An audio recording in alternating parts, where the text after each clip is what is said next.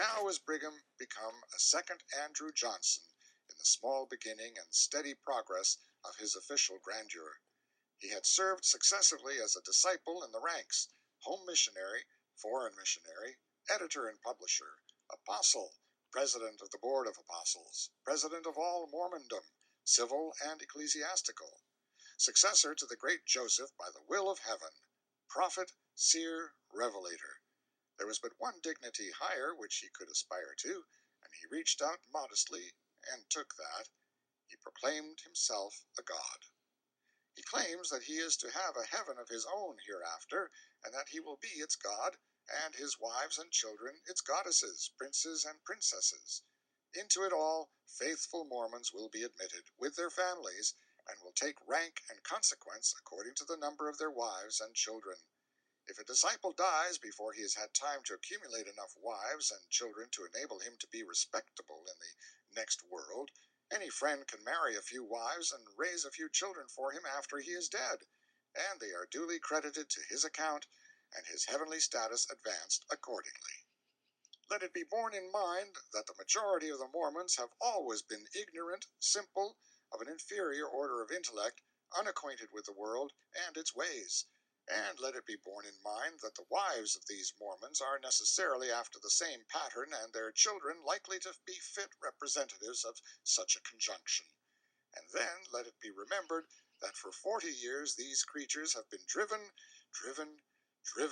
relentlessly, and mobbed, beaten, and shot down, cursed, despised, expatriated, banished to a remote desert, whither they journeyed gaunt with famine and disease, disturbing the ancient solitudes with their lamentations and marking the long way with graves of their dead, and all because they were simply trying to live and worship God in the way which they believed with all their hearts and souls to be the true one. Let all these things be borne in mind, and then it will not be hard to account for the deathless hatred which the Mormons bear our people and our government. That hatred has fed fat its ancient grudge ever since Mormon Utah developed into a self-supporting realm and the church waxed rich and strong. Brigham, as territorial governor, made it plain that Mormondom was for the Mormons. The United States tried to rectify all that by appointing territorial officers from New England and other anti-Mormon localities, but Brigham prepared to make their entrance into his dominions difficult. 3,000 United States troops had to go across the plains and put these gentlemen in office, and after they were in office they were as helpless as so many stone images. They made laws which nobody minded and which could not be executed. The federal judges opened court in land filled with crime and violence, and sat as holiday spectacles for insolent crowds to gape at, for there was nothing to try, nothing to do, nothing on the dockets. And if a Gentile brought a suit, the Mormon jury would do just as it pleased about bringing in a verdict, and when the judgment of the court was rendered, no Mormon cared for it, and no officer could execute it. Our presidents shipped one cargo of officials after another to Utah, but the result was always the same.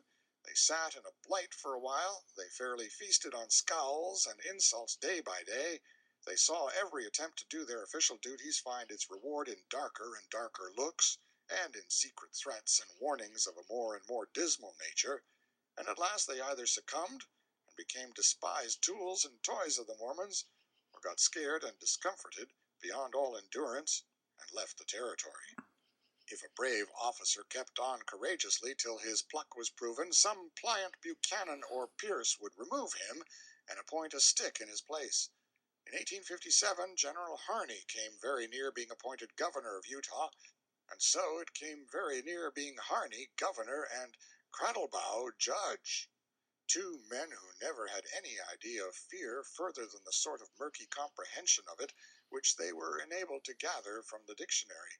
Simply, if for nothing else, for the variety they would have made in a rather monotonous history of federal servility and helplessness, it is a pity they were not fated to hold office together in Utah.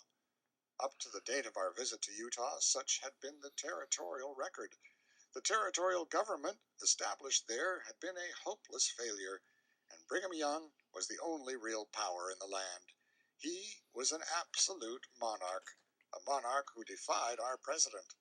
a monarch who laughed at our armies when they camped about his capital, a monarch who received without emotion the news that the august Congress of the United States had enacted a solemn law against polygamy, and then went forth calmly and married 25 or 30 more wives.